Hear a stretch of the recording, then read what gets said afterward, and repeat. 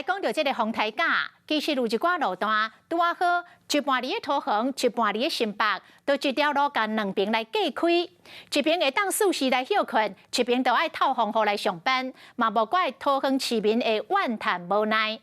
劳动部嘛特别来提醒，只要劳工的工作地、居住地，或者是上班会经过的所在，只要有任何一个管区来停班，安尼劳工都唔免出勤，拢通啊休困。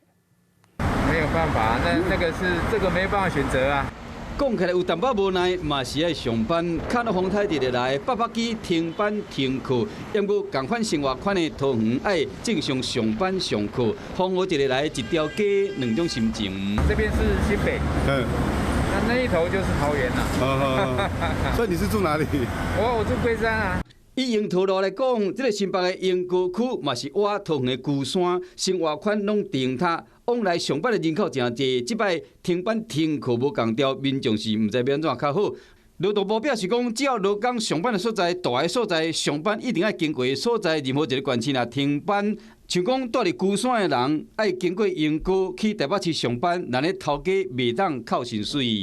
今天不用上班上课，我跑业务的。哦，所以没有差就对了。 有的人因为工作的性质嘛是爱去上班，有的人是感觉真无奈。咱乡亲一定要注意相关的规定，确保自身的权益。